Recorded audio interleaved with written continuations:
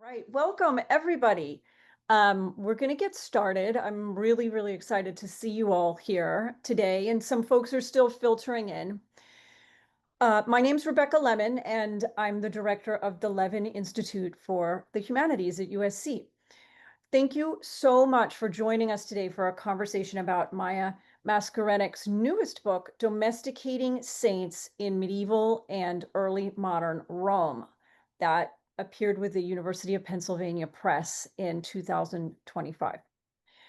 We invite everyone who is able to please turn on your camera. It's just a much nicer occasion if we can see the faces of colleagues and friends who are here to support Maya and her work. But yeah, most of all, thank you for being, and I love it. I love seeing some of your faces because I don't get to see you normally, and I'm sure that that Maya and Sonya and our external USC friends feel the same way. All right, joining us today are commentators Bill North, who is a professor of history and the program director of medieval and Renaissance studies at Carleton College, and Carrie Beneš, professor of history and urban studies at New College of Florida. The conversation is going to be moderated today by our colleague Sonya Lee, who's a professor of art history and East Asian languages and cultures, as well as religion here at USC. Today's conversation was organized in partnership with the Hunnick History Department, the Department of Classics, and the School of Religion, which helps to tell us about Maya's range. Our program today is quite simple. We will start with a very short introduction to the book by Maya. Then she will be in conversation with Bill and Carrie for roughly 30 to 35 minutes. At that time, we will open the floor to questions from everyone. You will be able to ask questions by raising your Zoom hand. So Maya, many congratulations on your wonderful book. Please tell us about it. And you should be able to share images, so please let me know if that's not working. It's saying sharing is not turned on at the. Okay, let's see here. Okay, wait, here we go. There we go. It's now. Okay, wonderful. Yes, I think Okay. that should now work. Let's see. Well, let me start by saying that thank you so much for Rebecca for the introducing us, and thank you to Carrie and Bill and Sonya for agreeing to ask questions and be here, and thank you to everybody for coming. And I'm just trying to share my screen here, and then I hope can you see my screen now? Yes. Great. Okay. All right.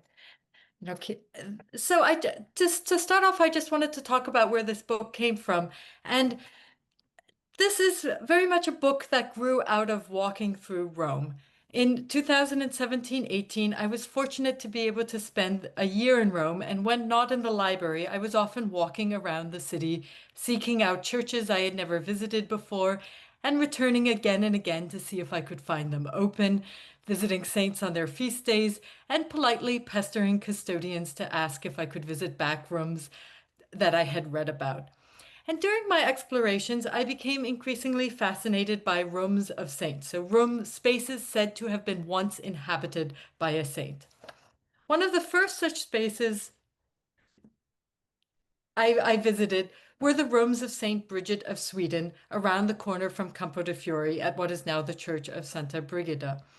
And upon request, the Brigantine sisters will show visitors around these rooms, where in the 14th century, St. Bridget is said to have lived for the greater part of the 20 years she spent in Rome. And it's complete with furniture such as her desk, or a table that is said to have served both as her desk and her dining table. And what really fascinated me about these spaces was their mix of intimacy and understated monumentality. And I found that the more I walked and the more I read, the more such sights I stumbled upon. The houses of saints multiplied, revealing a Rome that I had not noticed before, a Rome as a holy city, not as a city of relics, not as a city of dead saints, but as a city of spaces hallowed by the lived presence of saints. The chronological arc of my book, which stretches from the 4th to the 16th century, was very much motivated by these houses and the textual evidence that I draw on. So around the corner from the rooms of St. Bridget is a church dedicated to St. Jerome, where I discovered that on the upper floor are the rooms where the 16th century Filippo Neri is said to have lived for most of his life. And turning to early modern guidebooks to Christian Rome, I was intrigued to read the claim that St. Jerome was said to have previously lived on the site that later became a church dedicated to him. Here on, it became a task of connecting the dots, how late antique saints and texts fed into medieval and early modern expectations and creative imaginings of the past. This exploration of domestic space is one of the two overarching themes of the book. The other is the development of saintly lineages, saints who came to be associated with prominent families of antiquity and families who came to be descended from late antique and early modern saints. My interest as a historian is not in the truth of these claims, but how and why they developed and how these claims were constructed, often not through evidence, but through the lack of evidence, and then also in the Rome that they created. So I'll end there with my just hope that provides a little bit of background for where this book comes from. All right, thank you so much for that. That was a wonderful introduction to the book. And so at this point, I'm going to hand it off to Bill and Carrie, who are going to be asking you questions in an order that they have devised. All right, so I'm going to take it away here. I'd like to thank the Levan Center for having us today, and to Maya for this opportunity to read her marvelous book. I particularly appreciated how Maya's book demonstrates people's relationship to space, how people occupy space, how they interpret space, in particular, how they use space to anchor their understanding of history. That is to say, how people who came before them occupied that space and how they then can create relationships with those spaces, those people, that history. And in so doing, we see how space and place demonstrably and manifestly connect people and shape identity, from individuals to families to communities. So I, like Maya, am not all that interested in what actually happened. I love Maya's emphasis on the sort of disputed, sort of personal nature of historiography. It's about what we want to be true more than what actually is true. And there are so many examples of this out there. Maya, as I was reading the book, I kept thinking of so many of them, right? I mean, I grew up in the Northeast United States where every second old building has George Washington slept here on it. And as I was reading the book, more and more examples occurred to me. You know, there's the log cabin in Illinois that is Lincoln's log cabin that Lincoln never lived in. Or if we skip over to the Roman example, I wrote an article about the House of Cola di Rienzo in Rome, which has nothing to do with, you know, the 14th century figure Cola di Rienzo. So, Maya, let me start by asking you about this emphasis on creative historiography, or as you sometimes call it, frankly, in your book, forgery. And I'm curious about what you understand or what you see as the culture surrounding how these forgeries were created. Were they really just kind of one-offs? You know, here you just pay your pet scholar and he comes up with whatever you want him to. Or is there kind of a broader discourse of my claims versus your claims? And do you actually get examples of scholars trying to refute claims that other scholars have put forward, or families refuting claims that other families have put forward? Because this is something I definitely see, you know, in the 13th and 14th centuries with the stuff I work on. So let me start by asking that. Thank you. So yeah, I will. Let me start by saying for this culture of forgery, as I sometimes use the word, and I am hesitant to use the word because often, I mean, I think we can get hung up on the idea of, well, what is a forgery in terms of also the intention behind Yeah, it.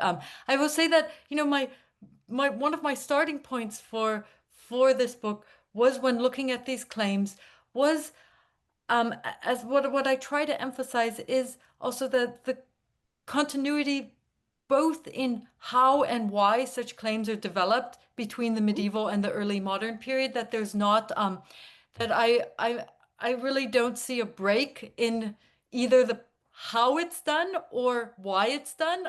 And that gets to your question of my claims versus your claims. And I mean, I think there are examples. Monte Cassino is a good case where there are some of their claims are there are counterclaims, but I actually would stress more what I've seen much more in my work than counterclaims is the degree to which even rival institutions or rival families build off of the same claims. sure. And that one finds, and this is what really fascinated me. There's something I don't go into in the book, but when looking at the whole, in the book, I discuss how a whole set of claims at Monte Cassino comes out of this Saint Placidus. Yeah. And the whole Placidus story and documents associated with him, one finds that at other monasteries, monasteries such as Subiaco, which have often points of rivalry, but that actually, in terms of their development of their own forgeries, they often draw on the same basic claims and even sometimes very much the same, very much the precise documents. And so this, I mean, I actually think this speaks to your question, what is the culture of forgery here? That, that there is less of an interest in debunking claims as making them useful in other contexts. And this is likewise true with the families in the early modern period, where more so than having families try to counter disprove other claims. I mean, what really I didn't expect at all when I had seen how families claim in each that they are descended from this Anichi or Niki, Mhm. depending how do you want to pronounce them, the descendant from this late antique family, is that all families would build on that. They would say, yes, I'm that too, and more, and expanding so that we see these claims expanding more so than an attempt to disprove claims. If I can jump in, it actually dovetails, Carrie's question dovetails with mine and also with what you just said.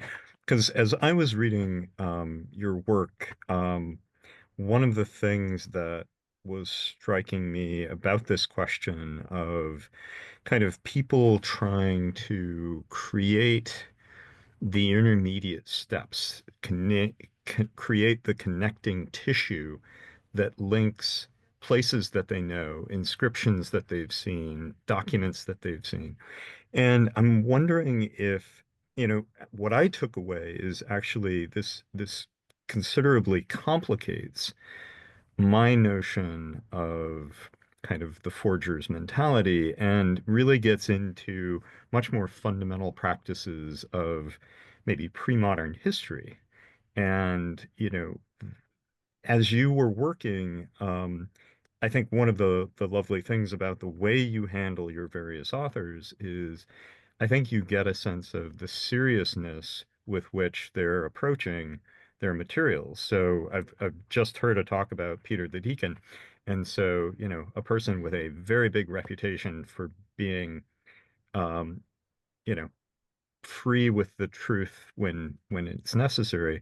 But I think one of the things that comes through in your treatment of the Placidus dossier is that this is quite a kind of serious historiographical project trying to reconstruct. And so my larger question is, has working on these specific examples where materiality, documents, inscriptions come together, has it, you know, changed some of the appreciation of pre-modern historiographical method and epistemology. Thank you, Bill. Yeah. Yes. I mean, I think I came in, I definitely, yes. I mean, I had always thought that, I mean, my starting point had been for this project that these people, they obviously knew a lot more than I know, right? Um, Yeah. and I think but I have gained in appreciation, I'd say, in two ways. In that, I think one thing that I found always hard to balance the two things is what you say, sort of the sense of, did they know what they were doing? How conscious are they of what they're doing? With balancing that with an appreciation for their for their knowledge of their sources. Mhm. And I think what I came out, I mean, in some ways, of course, I do think I came out thinking there are also some exceptional individuals, Peter the Deacon being one, who clearly was on a different, had a different scale of ambition, perhaps, Mhm. Yeah. perhaps also knowledge than his contemporaries, but that I came out with a sense of um, and perhaps, I mean, one thing I think I probably do wrong in the book is to use the word forgery, which I think sort of undermines what they're doing, because it is scholarship. It is scholarship that's working on the assumption of on probable inferences. It's not just coming up with things out of nowhere. While at the same time, these individuals are clearly also, Peter the Deacon, conscious that they are stretching it, that they are aware of what they're doing. It's not that they're just that we have to impute to them a sort of different sense of truth Right. than we have. I think in many ways, I mean, they share that. I mean, they are aware of where they are overstepping what Right. they can do, but they are also doing that influenced by the evidence. Mhm. That doesn't really answer your question very No, well, but I mean, it's it's sort very of helpful. trying to address that. I mean, that nebulous way of that there's an incredible amount of learning Mhm. and consciousness going on, but it's not purely manipulative. Right. It has aims, but it's not only single-handedly trying to suit to fit things into the goal. I mean, I think Yeah. Monte Cassino could have laid claim to properties in much simpler fashion than what than what we see going on here. Right. And I think we sort of have to give them credit, credit for that. Yeah. Thank you. One of the terms you use in the book, which I absolutely love, so I'm going to give it a shout out here, is speculative history. Yeah. Which I think is great for trying to, yeah, I mean, and that isn't that on a certain level what we're all doing as Yeah. historians, right? We're looking at partial evidence and Right. we're trying to piece it together and figure out what goes in the gaps. Right. So And I how the think, dots connect. right, Yeah. Yeah. absolutely.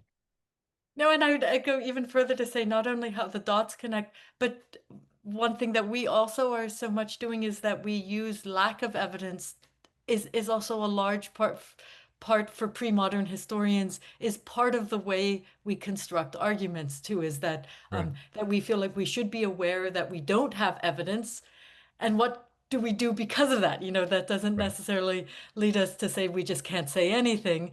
It leads us to sort of have theories that build on the fact that we lack evidence. Right. Right. Can I pivot us slightly to Maya's background? Here, Maya, can you wave your head so we can see the Pantheon? It's- There we go. A Um, nice flat dome. Yeah. I have worked a lot on sort of place and space and identity and, community. And I have also worked a lot on Rome, but very rarely the two together. So I'm actually really curious to hear from you, Maya. As you were working through this material, what is it specifically about the Romanness of this, the Romanitas of this, that seems somehow different from regular practices of hagiography? Thank you, Carrie. And I should say, for where you're slightly, I mean, you're being way far too modest in here, and you're saying you haven't addressed this in Rome. I mean, one thing, just to say where I came here, the article on Cola di Rienzo, I remember reading that as and having this factor of actually explaining to me what's different about Rome. And one thing you show in that article so nicely is that what's different about Rome is that what happens in Rome is of interest to people, has repercussions farther afield than Rome because it's Rome. That people because of it being a pilgrimage tourism destination, a scholarly destination for later centuries, that what happens on Rome in a sense plays out outside of Rome It as well. never And that stays was in Rome. it never stays in Rome. And that was one of the realizations I had there of reading that from from your work, is how much what happens in that these things, that what the stories and the developments or the speculative histories of Rome in Rome aren't necessarily always so different, but they speak to multiple audiences who are interested in them because they have to do with Rome. And that's one thing that, I mean, um, for example, in the looking at what, why does Monte Cassino latch on to these traditions? Why does it care about the space that its saint lived in Rome? I mean, much more so than where, I mean, the Saint Benedict lived in Subiaco or elsewhere, right? There's an interest in Rome because it's Rome, because it has the Pantheon there, right? It's because it's the city that has both its rich monumental heritage from antiquity, and then this sense of early Christian history is there, and a desire that it all, because it had Peter and Paul, it also everything else be there too. And so I would say, one thing is just that there's an interest, I think, an interest outside of Rome in changing Rome stories, that is because it is Rome. And then I think that the other development here is just that, from my perspective, and back to my opening comments here, is is so striking in Rome is how there is there because of the expectation that one find all sanctity in Rome, that the stories just multiply on top of each other, um, and that we find, these the claims. I mean, I had to stop at some point, but I think one could just go on and on to find how claims about the early Christian past continue developing in different directions, not just in terms of domestic space, but in other dimensions in Rome. Yeah, that's interesting. I mean, thinking about it, it seems like there's both a qualitative and also a kind of a quantitative intensity to this practice in Rome, that it's hard to think of anywhere else where that would happen or where you would find that. Right. I mean, because when I started looking at this, at other cities, there is likewise one finds, I mean, I think an interest in the sites. I mean, Oh, yeah. this is not just saints, but also particularly of saints. Where did the saints live in there? But they don't have that sort of same sense of, again, that if they were associated with Rome, you'd have to find them in Rome. But then this interest, I mean, and that the chapter that I shared with this for this talk, that important saints who pass through Rome become anchored in the city too. That there's an interest in finding them in Rome as well. I wonder if that isn't somehow connected to, that sort of sense of Rome as a microcosm of the entire macrocosm of the world, right? So if somebody is saintly, they must have some sort of foothold in Rome, and vice versa.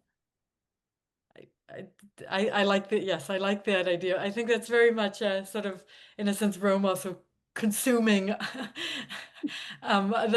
consuming other traditions of sanctity in itself. That it is a very acquisitive city as well.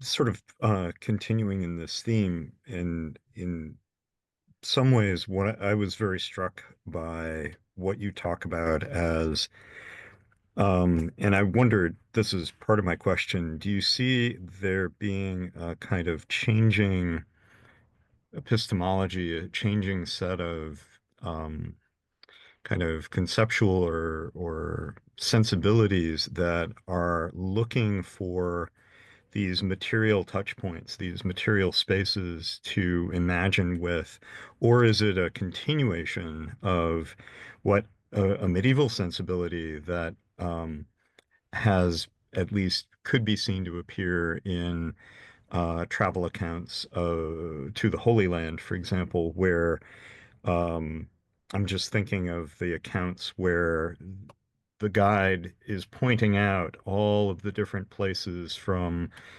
Old Testament books, New Testament books in great detail, as if the pilgrim has come not just to, you know, visit the Holy Land as a place, like a single dot, but they're there to experience the story.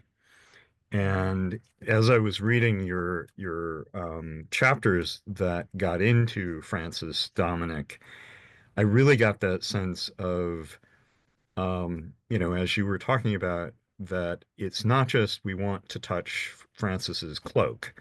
We want to be aided in imagining his life. And so seeing his cell, seeing the various places.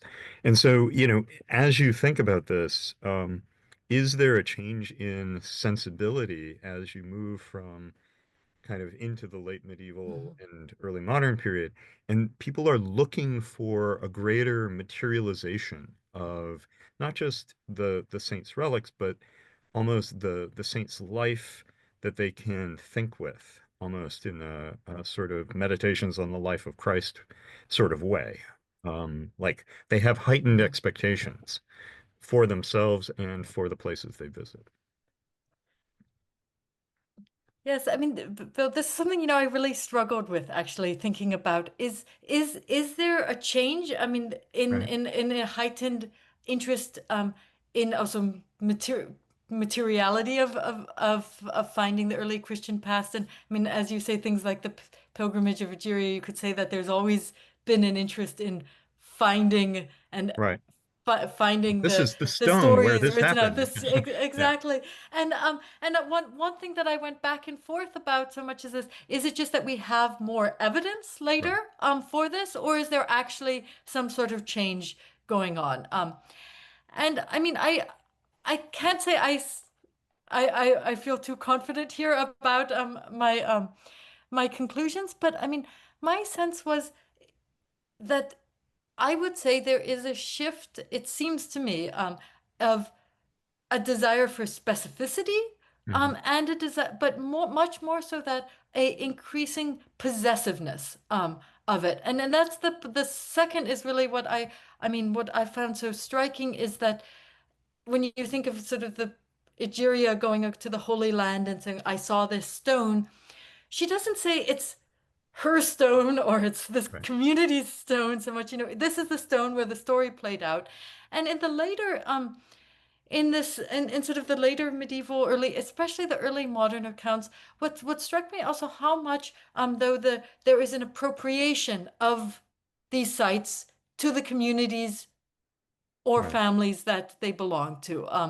And so, I mean, I would perhaps see this increasing specificity if that's not just the nature of the Hmm. evidence. And as I say, I don't feel so Yeah. confident here. But if that is true, if that is our sources are really reflecting that has to do with this increasing sense that it's ours. Hmm. Ours on different scales, from a scale of a particular family to that of a religious community to that of the Christian Catholic Church, thinking Right. this is ours, our heritage, and so on those different scales, though, of feeling possessive about it, and that's sort of expanding the stories. And again, this is what I see happening is that while back to early Christian days, there's definitely this interest in finding where the stories played out. Mhm. What is certainly happening over the next centuries is that the stories of what played out are increasing, that there are ever more stories of what went on that you can also find. So there's more, there are more stories to be found in Right. Rome. Thanks. Maybe I can pick up on that. I mean, one of the things that I really, really loved about this book was the way that you showed these stories changing and building and layering on top of one another in particular sites, like, for example, the Savelli Chapel in Santa Maria in Araceli. And it really made me think very hard about this point that you kept coming back to about continuity versus change.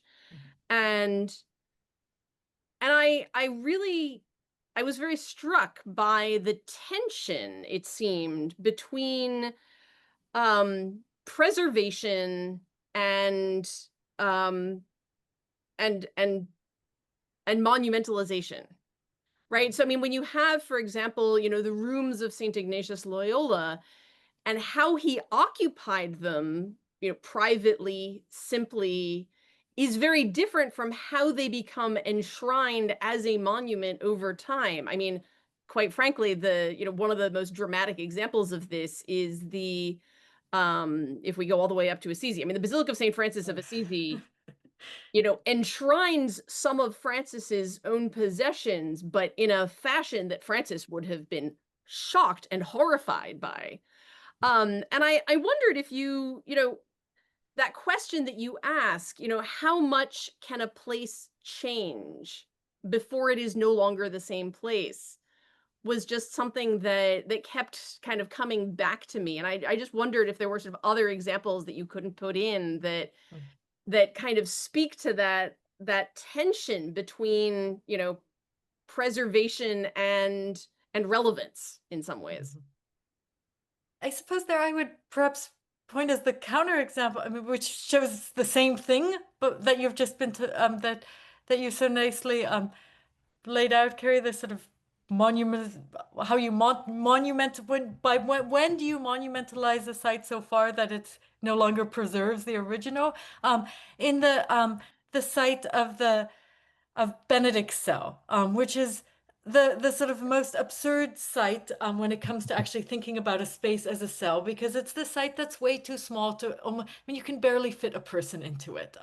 And it's really just a corner, it's a corridor that's being called a room or the part of a room. And here, I mean, it goes the other way, right? Rather than a site that was once simple that is being decorated, it's a desire to find something that's beyond simple, beyond actually habitable. And I think that speaks to this way of these are sites that somehow, the one thing that I think I find very frustrating of trying to communicate in this book, and I have the illustrations, but the illustrations are very unsatisfying because these aren't most of them are not very much places that having a picture shows you much, right? You're like, well, this is a room. What are you trying to show me with this room? And that's precisely what makes them sort of this. I think this speaks to the nature of the type of site we're talking about. That how do you make have people desire to visit or make sort of a monumental a site that what we're talking about is a simple space someone lived in who wasn't said to have lived in a grand space, right? And you see that there's this sort of different approach to that in terms of what is the genre, this sort of space as a genre. It's an unmonumental space. So sort of, do you go to the extreme of sort of say like, well, we're going to redecorate this so that it's worth visiting, or go the opposite extreme and say, we're going to sort of make it even more alienatingly uninhabitable than it could be. And I think that's the way that speaks to what I mean. Why I also find what I found so fascinating about this genre of site is like that they're not the type of site that you would think would easily draw attention, would have people want to visit.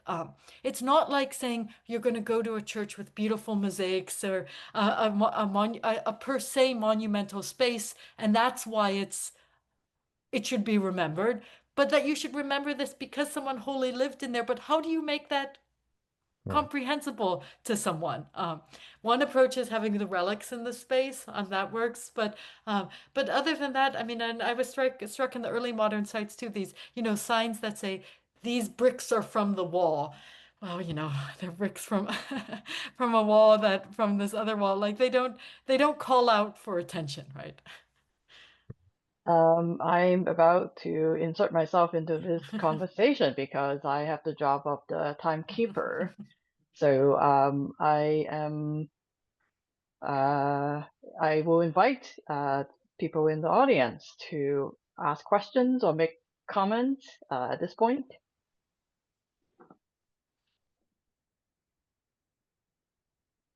I believe you can hit the raise hand button or just unmute and speak.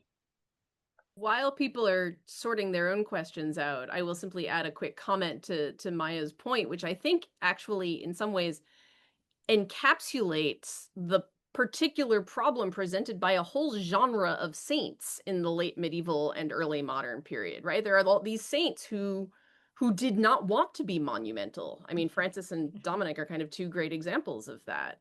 But Benedict himself, I mean, so maybe it's not just late medieval. But I mean, we really see that tension in the church all the way through of, people who were trying to follow Christ and recreate Christ's own experience in a church that increasingly was not willing to allow that. I see Lisa has her hand up, so please go ahead. Thanks, Maya, and commentators. I'm thinking about overlapping narratives and early medieval narratives demonstrating that, yes, this body did belong to this particular martyr, or yes, this is the authoritative life of Saint Valentine and those other two are fakers, that kind of thing. And there must be, I mean, have you considered like how the tropes work for both kinds of locating the saint? Right, I would say both the tropes work, there's much the same sort of truth claims that are put up, them being inscriptions being a really desirable feature that speak to, that are legitimizing either bodies or spaces. And one thing, though, I would say, I mean, and this follows with the comments. I mean, this is true for relics, bodies too. But what really struck me also in these spaces, relates to Carrie's earlier question about also claims versus counterclaims that are made, is that I was struck that even in the claim of where a saint lived, while one does find scholarly disagreements, one also finds examples like in Saint Cecilia where there's a second house that is then explained as the other house in the family, that they're willing to accommodate. I mean, you would think that, I mean, it's the same problem with two heads, like what do you do with two heads? But here, in a way, again, two houses are in a way much easier to deal with because we're thinking late Roman families. There are multiple houses. You can have one be from where they were born or they moved, right? Or where one side of the family had it. And so I was really, I mean, when thinking about it, I was really delighted when I found that there are these examples of like, well, no, here's this house where she lived first, and then she moved, so that you can accommodate both too. Thanks.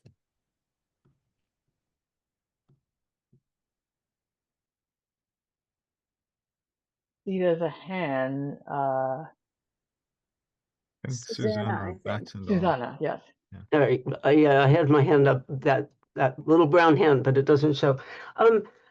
One of the things I wondered, Maya, is if you could speak as to whether the ennobling, I was struck by this urge to ennoble saints and to find it, did that run like hand in hand with the sort of increasing adornment, etc., of the sites, or was it a separate urge, similar but not necessarily tracking in quite the same way? I mean, each time you sort of buy the early 17th century, bam, he is the child of a nobleman. But I wondered if there's any parallel or if it's just, it just is part of that, can't quite leave it the way it was, got to make things attractive to the current audience, or because naturally you're going to have a saint couldn't, almost in a sense, a saint couldn't be a saint unless really there was something so noble in them. And it gets harder and harder to say, yeah, poor little background, but a noble spirit. It's so much easier to say that they're noble, right? That they have, that sort of bloodline. And so I wondered if you want to talk just a little more about that, because it really was quite, I mean, I would say amusing in some senses, but also terribly enlightening about what people thought, believed ought to be, and then made it so. And we've talked about that, at other points. Thank you. Yeah, thank you, Susanna. Yes, I mean, and just to say, I mean, I think that the perfect is if you can say that they are noble of background and even more noble, right, in spirit. So you can have it both, but even more Christian. And I think you point to something that I think you're really right to also point out in how I frame things in also in that chapter that I shared. I mean, puts them perhaps too closely together. That from my perspective, the ennobling of saints and an interest in their family backgrounds is something that is in part an interest in the specificity and the placing of a saint, and in the idea of actually sort of the whole domestic surroundings and where did the saint live, where did their family, that those are related, but that doesn't that is only part of the story. That the ennobling of saints is also a different story, a much longer, a story of changes of attitudes that cannot be reduced simply to an interest in them as people, and as sort of making them more specific. So, I mean, it's there. I group those together as I think, because I do think they are conceptually related, but I also think that there is more. There's another story going on there, a story that has to do both with notions of what it is to be noble, and that I don't see though as a linear story. I see as a sort of constant back and forth from early Christian days, is this problem of, well, if you're as soon as people from high status backgrounds convert and want to have it in a way both ways, both um, to be noble, both in terms of their Christianity, but also in terms of their family. So that I don't want to see that too linear, but I also do acknowledge that there is clearly a change that happens, particularly in the later Middle Ages and the emergence of early modernity, where there's a certain very set criteria for what you want to have as a desirable lineage. And I see that in line with the developments of what it is to be a family lineage and what you want to, as a lineage, what comes in that package. And part of that is a certain idea of, ideally, you want to have a noble background too. You don't want to have come out of nowhere. And so that's being transplanted also onto these saints.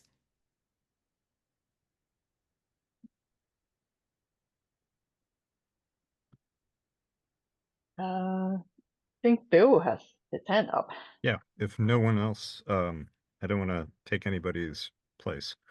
I was very curious about particularly the 15th century and forward consolidation of these sites, and how the increasing attention and sort of documentary fixing of these domestic sites and these relationships kind of relates to what is an increasingly transformed Rome as popes return after long absence. They begin intervening in the city fabric more aggressively. And, I was very struck by your remark that when Nicholas V begins revising St. Peter's, one of the first things that goes is the chapel that's associated with Probus. And, you know, just thinking, is there a way in which these are kind of um, countervailing movements where this is a way in which certain families, certain parts of the city are kind of anchoring themselves more firmly in the face of an increasingly transformed urban landscape? Oh, Thanks. I really, that's a wonderful, Bill, I wish I had thought through that, writing this. I feel like that's a really, yes, I mean, I think you're totally right in the sense that I think there is also an anxiety about loss that also Right, fuels a ability to find more. That there's, I mean, clearly as the example of St. Peter's, that, I mean, that was controversial, right, in terms of whether or right, not one should destroy old St. Peter's. But and one sees also that interest in documenting what was there, but then sort of spinning it further, right? And right, because you're reflecting on what is being destroyed, but is an opportunity for further elaboration of that. And I right, think that's, I mean, it's in one sense, one could say it's no coincidence that as these churches are being renovated, that's when they're finding more of their right, past because they're digging. And right, that's true on one level. But I think it's also probably more so what you're saying is that as they are losing, it's they're also being there's an attentiveness to, in a sense, what are we losing right, by these renovations? And back to, I mean, what I think Carrie said suggested so nicely, this desire that you have it that one wants to both preserve change. and change at the same time and have it both ways. And that's really that is a tension in this period of such intensive changes in the urban fabric of Rome, that things are being rebuilt real very significantly at a same time that there is the desire is for this rebuilding to be a preservation Right. of the early Christian world. And how do you, I mean, how do you Do both. do Yeah. both at the same Yeah. time? Yeah. Thanks so much. Thank you. Okay, Rebecca has her hand up. Thank you so much for this. And I have a question that's panning us out a little bit, keeping in mind members of the audience who themselves may be in the midst of book projects, who may be like you, post tenure, working on a second book project. I'm curious about the journey for you toward this second book. So you have a first book that was on Rome and saints, but it's quite distinct. And I guess I'd love to hear about kind of thoughts that you might share in terms of the content of your own material, but also, I think, more broadly for the audience about what that process of producing the second book was like, and in a way, what advice you might have for folks here who are on that journey to a second or third project.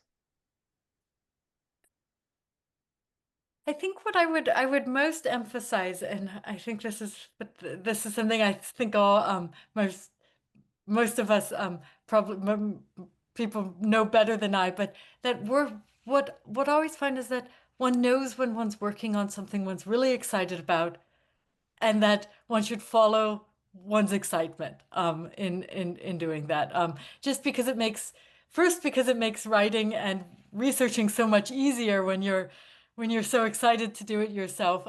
But also because that's I feel like that's the way that one also gets into my mind is it's the niche for one's own where one's own interests meet one's material. And so I would say, like in this project, I mean, I very much followed it where it took me. So my starting point were these houses and were these claims. And at first, when I had been working on them for a while, I thought, well, on the one hand, I was very pleased that it was material that was quite distinct from my first book, and that I thought it really showed something that I thought I had failed to do in my first book, which looks at mainly administrative saints. I thought I really had I realized I had ignored the families. There were families out there, and my book just didn't address them. And so on the one hand, finding it was that very much encouraged me. And then for a while I was as my material took me later, I thought, well, can I do this? This isn't what I was trained in, and had these moments of doubts of thinking, well, this isn't sort of a project that if I explain to my my advisors, my graduate advisors what I'm doing, they'll ask what are you doing there?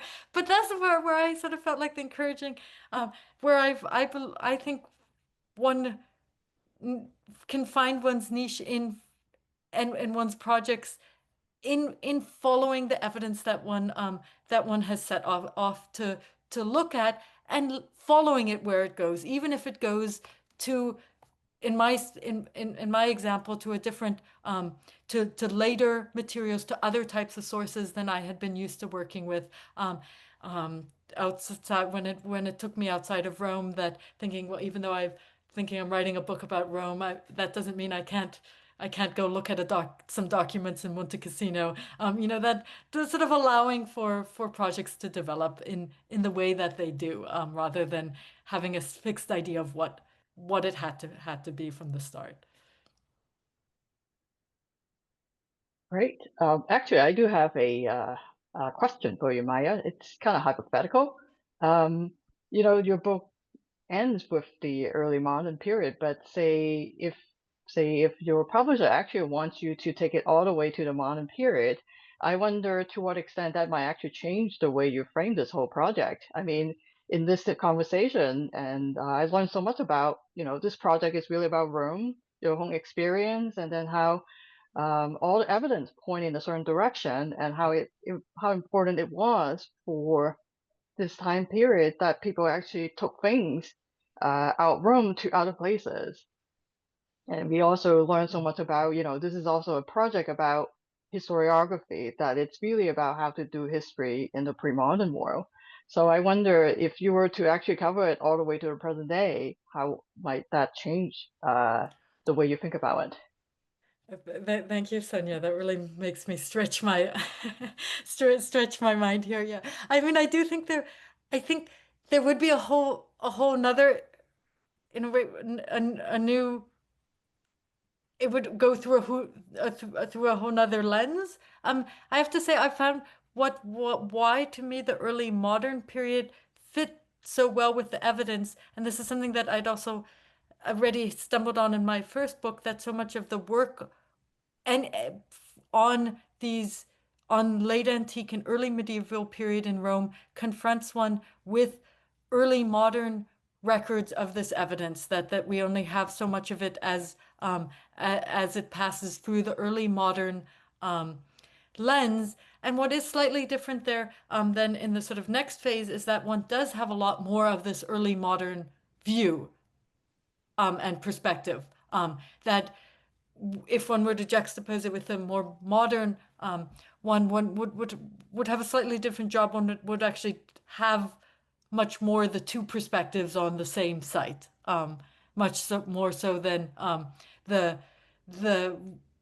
record of earlier times being also the same evidence that we have for an early period being only as recorded by an early modern author, like in the example that Bill had brought up about Old St. Peter's, where Old St. Peter's is destroyed, but there's a record of what they saw in that period, but where we don't have any earlier, we have very few earlier sources regarding those, regarding, say, some of the features of Old St. Peter's. Does that make sense? Well, we are at 2 o'clock, so I guess you cover all your bases. So thank you so much, everybody, for participating in this really meaningful and lively conversation. And once again, congratulations to Maya for the publication of this book. And I hope that we'll see each other again at another book chat sponsored by the Levan Institute. Thank you, everybody, And let and me good just afternoon. say thank you all for coming and for engaging. I really appreciate it. It's nice to see you. Thank you, Maya. Bye. Thank you all.